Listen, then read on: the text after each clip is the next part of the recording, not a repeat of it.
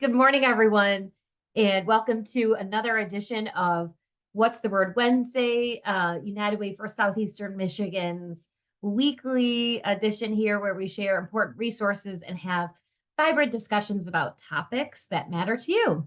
My name is Audrey Walker, and today we are going to share information about our 211 helpline and how it responds to community needs during times of disasters.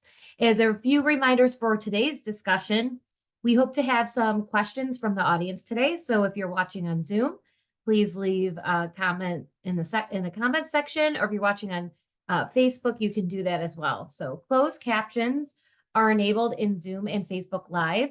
To turn them on, please click on the Show Captions button at the bottom of your screen. For 24 years, United Way's National Helpline 211 has responded to millions of requests that seek basic needs like food, housing, and transportation through phone calls, text messages, and web chats. 211 is a dedicated number used to respond to our community's immediate social and economic needs. Our Michigan 211 call centers connect users to over 30,000 statewide services and programs at any time of the day. And I'm very excited to introduce you to our speaker for today, my colleague, Tasha Ball. Tasha is the director of the 211's operations here at United Way for Southeastern Michigan. And under Tasha's leadership, our 211 call center serves 6 counties and facilitates the most up-to-date records of social safety net programs and services in our region. She first began at United Way in the low-income self-sufficiency program and has been here for over 9 years total. So happy to welcome you, Tasha, not only to talk about 211 and the resources that it provides our community, but also just to acknowledge all the great work that you and your team are doing every single day. So thanks for being here with us today and for sharing more about 211 and the resources it provides our community. Good morning, and thank you very much, Audrey. I appreciate it, and thanks everyone for being here. Not only are we serving the community all day, every day, but it's 211 month. We celebrate our team on February 11th for the outstanding work that they do. So I thank my team, because without them, we wouldn't be here. Next slide, please. So we're going to talk about disasters, but we just have to go over what 211 is. 211 is a free information and referral service. We connect people to resources. Not everyone knows where to go in a time of crisis. So it's just a easy 3-digit number to call, 211. Most cell phones can call it, all landlines. And we do have a 10-digit number if they can't call that. So it's no way that you can not get in touch with us 24 hours a day, 7 days a week. Next slide. So in our database, we have over 2,600 agencies with 8,500 programs. Our agents take almost 200,000 calls a year, and we give out over 300,000 resources. So we try to match those with their needs. We support after our agencies for the Veterans Affairs, WIC. Now it's VITA. It's tax season, so we are busy scheduling those tax appointments. Our center is one of the largest tax preparers, so we are scheduling those. In the last year, we partnered with MISHDA, where we processed over 7,000 applications to keep people in their homes. Next slide, please. So 211 is a one-stop shop, right? We connect people to resources to make sure that they get their needs. Our call center, our agents, they do one-on-one. They ask people questions. They try to get a feel, build rapport to make sure that what we're actually referring them to is what they need. Some people can't call on the phone. We can do chat. We could do text, or they can do email. I know Audrey said we serve 6 counties, but as of last year, we are at 5. So Monroe did go to our central Michigan, but we do service Wayne, Oakland, Macomb, Lapeer, and Washtenaw counties. Next slide. 211, because we are partnered, governed by the MPSC, we have to be a part of a statewide system. We are one of 7 centers in the state of Michigan. Our center, as I said before, service 5 counties, and we take the largest amount of calls in the area because of the population we serve. Our agents are, most of them are certified to do this. So we have to actually go through testing to be certified to take these calls. Our center is governed by our AIRS body, and we are certified in that as well. And being a statewide system, we support each other by best practices. We share infrastructure, funding, and we make sure that we're trying to do everything that's best for the state collectively. Next slide. In our database, in our resource team, we have to talk about them because that's the ones who actually goes out and get the resources for us. Each county has their own liaison. They partner with that county to make sure that they're getting everything they need, make sure that that data is accurate and up to date. They're out in the community trying to meet those unmet needs, trying to find partners that facilitate those gaps. So if we have any partners out there that wants to join our database, it's on the screen. Next slide. And the resource team, they're there for our partners and in agencies where they can go out and support the agencies by helping them update their records to making sure that they're up to date, because we don't want to send people to the wrong agencies if they are no longer to help. They connect to funding, volunteer applications, and we can send out those free rec cards. Those cards that you see there, we can get those sent out. Next slide. So we're going to talk about disasters. We know that disasters happen often. In Michigan, we've had a lot. So it's any serious disruptions of functions in the community that exceeds its capacity to cope. So I'm here in Southeast, we've had tornadoes, we've had flooding, extremely cold weather. So we had in Flint, we had the Flint water crisis. Florida, we have hurricanes. So those are just some of the examples of disasters. It can be devastating and very impactful on people in the communities. Next slide. So although we have a lot of disasters, 211's role in disasters is to activate a plan in those emergencies, in those disasters. So when there's tons of calls to 911 or things like that for non-emergency reasons, that's in a disaster. That's when 211 or any other number that's there to help. And we provide accurate and timely measures during disasters, information and referrals. Because disasters, information changes so much. So we have to make sure that our resource team is out there getting that information, making sure that all that information that we are providing you is up to date. And when we help other counties, other states, we have to make sure that that information that we're giving them is up to date as well. And sometimes we help in locating people and things like that. We make sure that we are there available, although sometimes our agents are caught up in that disaster, they are still here to help them. We want to make sure that we have someone on that end listening and helping in that disaster. Next slide. So some of the things we do in disasters, again, we're a place for information. We share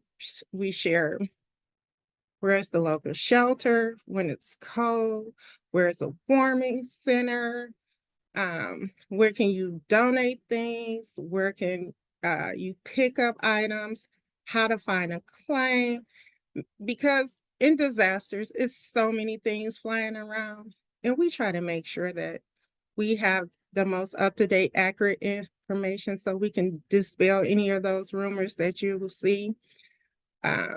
People will tell you that, hey, FEMA's giving out $5,000 and FEMA hasn't even been activated at that time. So we make sure that we are giving out the proper information and it's in one place with an easily remembered number.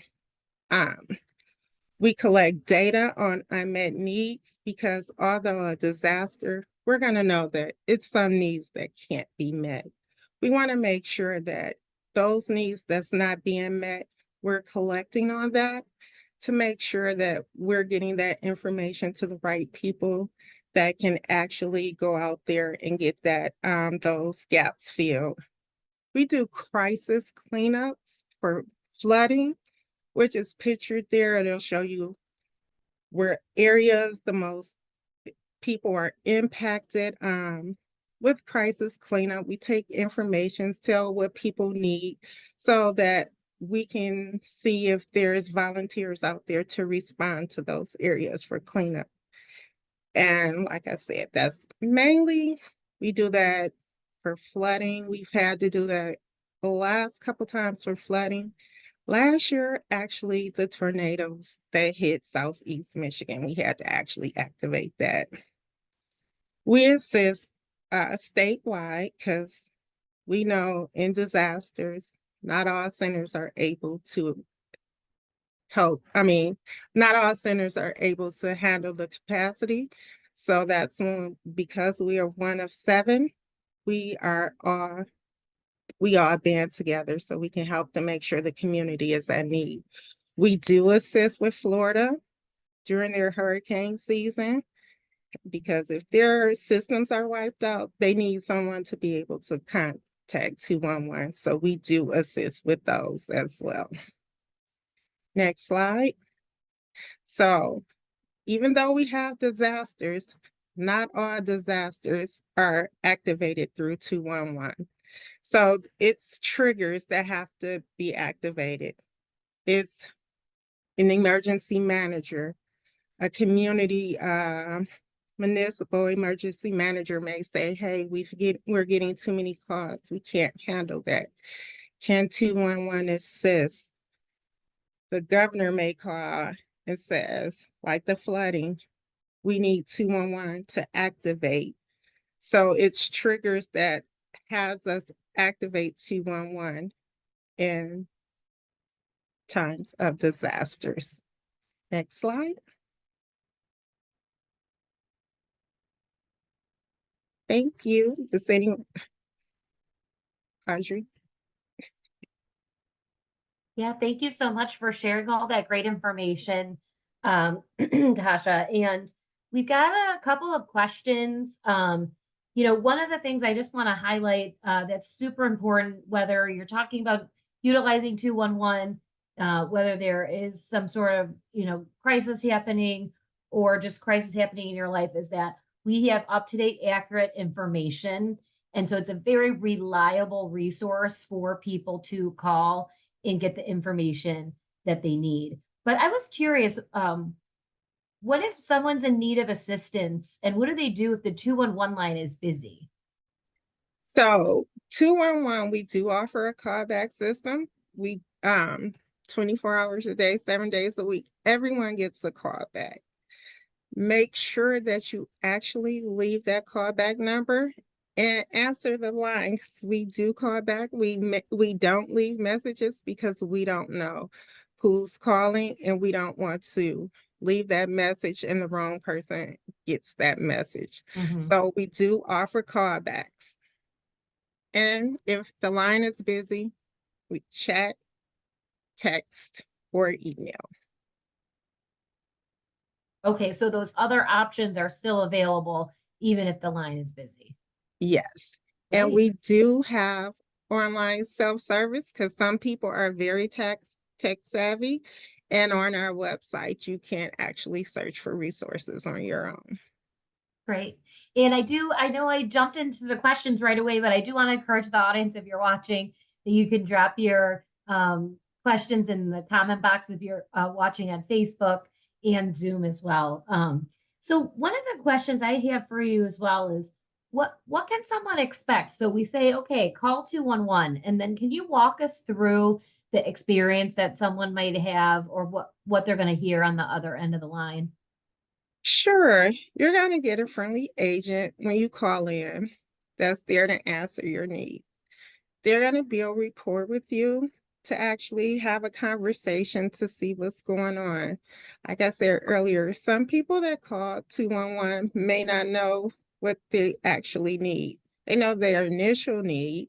So they're going to have a conversation, go back and forth. We're going to ask some of those demographic questions because some agencies go by zip code routing. So we have to make sure that we're sending you to that proper agency. So we're going to actually ask you demographics because agencies need this information, right? And we want to make sure we send you to that. Once we have that conversation, we're going to talk to you. We're going to try to give you, we're going to meet that initial need first, if that's actually what it is. We're going to try to give you 3 resources if 3 is available, because we don't want to overwhelm you. Because more than 3 will overwhelm a person because they're in a crisis, right?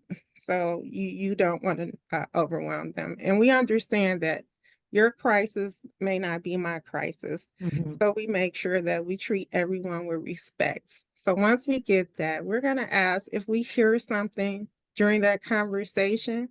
Say if a person called for food, and they may say something like, yeah, I recently lost my job. I need food right now. My utility bills is going up. So we're going to listen to that. And then we're going to also talk to them about that utility bill. So we want to make sure we get those basic needs set and try to refer them to someone that actually gives those, that may be able to help. And once we do that, we ask if we can do a follow-up. Follow-ups are random.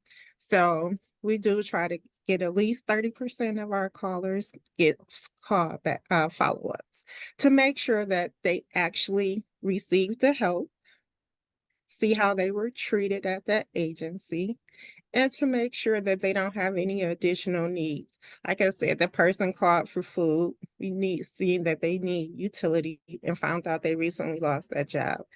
At that follow-up, we'll ask, like, hey, earlier you were talking about when we talked to you before that you lost your job. Have you found a job? Do you need job search assistance? And things like that to make sure that they are going towards success.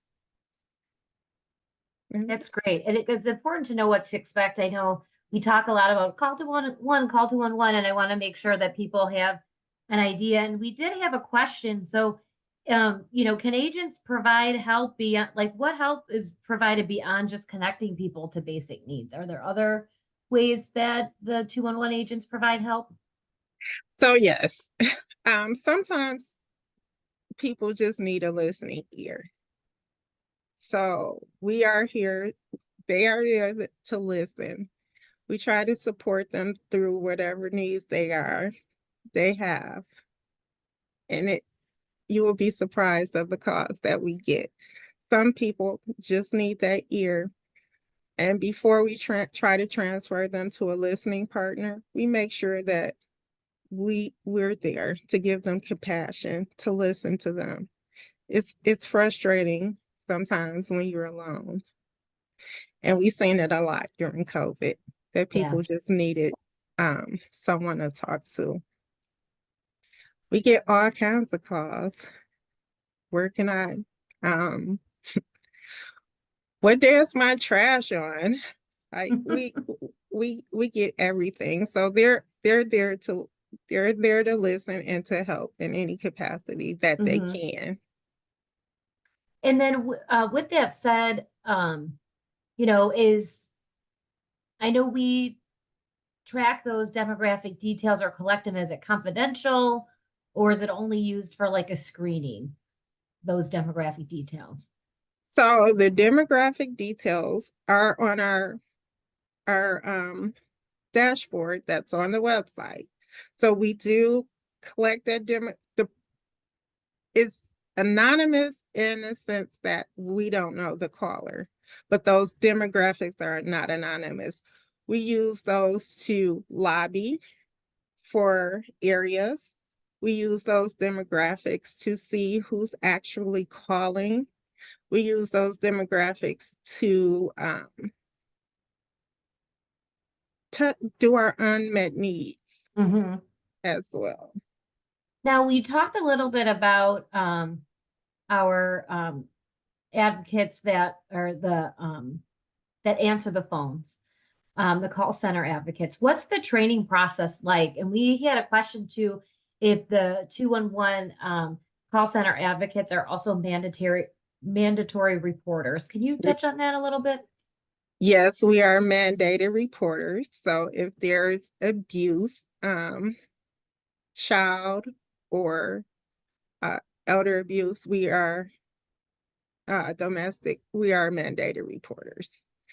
Um, our advocates, they go through like, oh, they say our training is way too long, but we have about a month and a half of training.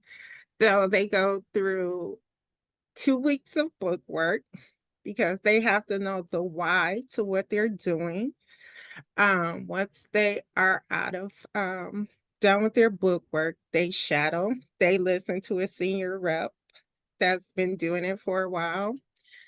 They do that for about a week, and then that rep listens to them for about a week until they're on their own. After that, even though they're on their own with the cause, we're still listening in to make sure that they're comfortable. So they have to have database training. They have the training on our phone system. Um, yeah, it's a lot.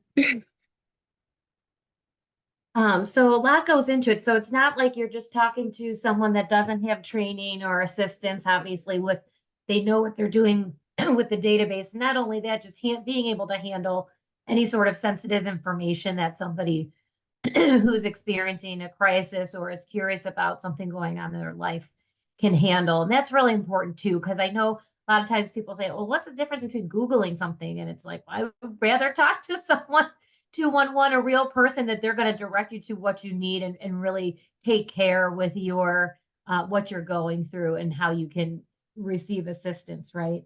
And just to go back to a little bit, since I know we were talking about disaster kind of crisis situation earlier, is we were talking about being able to connect people to services such as like a cleanup organization or things like that. Do you know what type of what those crisis cleanup organizations provide in times of disasters? Like, would they help repair like a roof or empty out a basement as far as flooding or things like that? So most of the people that are in the crisis cleanup is a volunteer association. So those people, they'll do muck outs, clean out basements, just making sure they're cleaning up, getting rid of things like roofing and things like that. Those are resources that our partner agencies will supply. But like for our crisis cleanup, those are our volunteers that's going to clean up your basement, make sure that it's sanitized and things like that. Okay. Okay, good. And then can you call 211 on behalf of someone else?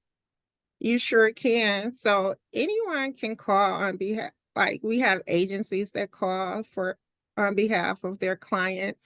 We have family members that call. So if you know a person that's in need, you can call 211. We won't have the demographics for that person as long as you know that zip code that they're in.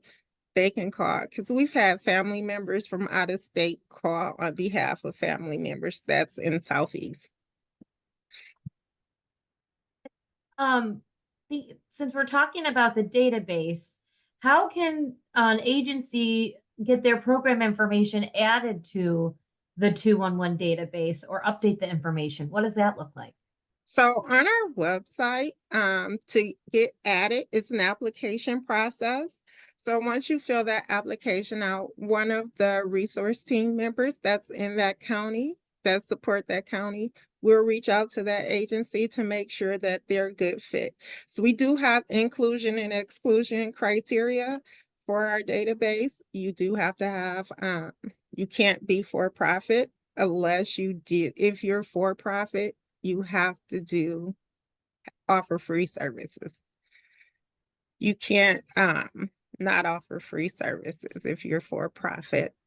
Um, when that agency needs to update, they normally get an email each quarter, but say for instance, if it's in between that quarter, they can reach out to our 211 resource. It's 211 resources at liveunitedsem.org, and they can say, hey, I need to update information, and that rep for that county will reach out to them. Mhm. And, again, thank you for sharing all this important information. I'm just curious with one last question. Is there anything that you feel like you want people to leave this, what's the word Wednesday with knowing about 211? Like, what's the most important thing you want people to know? Just knowing that it's someone there to listen, someone there to offer you care, help, and hope. We can't always help, but we can offer that hope. So know that it's someone on the other end that cares about you.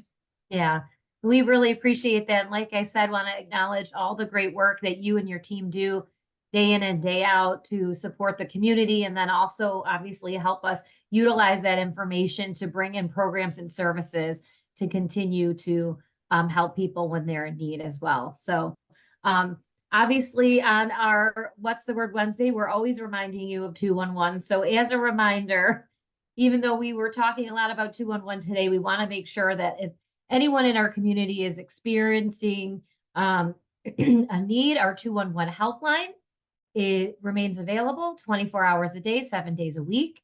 And this includes getting you connected to resources like food, utilities, assistance, and much, much more. We maintain a running list, excuse me, of available services in our community and are happy to connect you to those.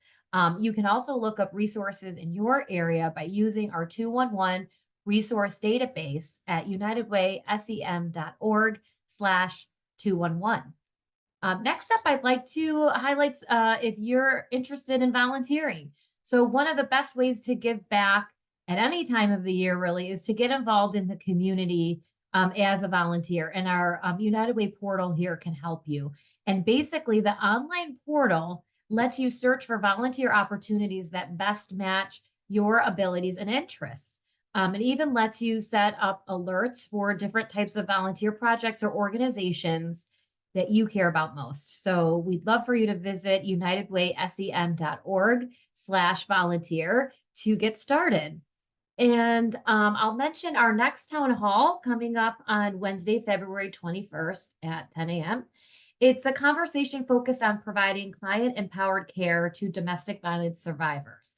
We will be joined by Lori Kitchen-Bushell, Executive Director at First Step, to share how First Step is empowering survivors and providing critical services in our region during the winter season. So please be sure to tune into that town hall. And we obviously have more topics coming your way. If you want to stay updated on all that information or watch replays of our previous town halls, please visit unitedwaysem.org/virtual town halls. So glad that all of you could join us today. and continue coming back to our What's the Word Wednesday. Want to thank our town hall production team members for all their hard work in putting this together. And again, thank all of you for showing up each week to listen to all the great resources we have to share. So please join us again next time, and stay warm out there and live united.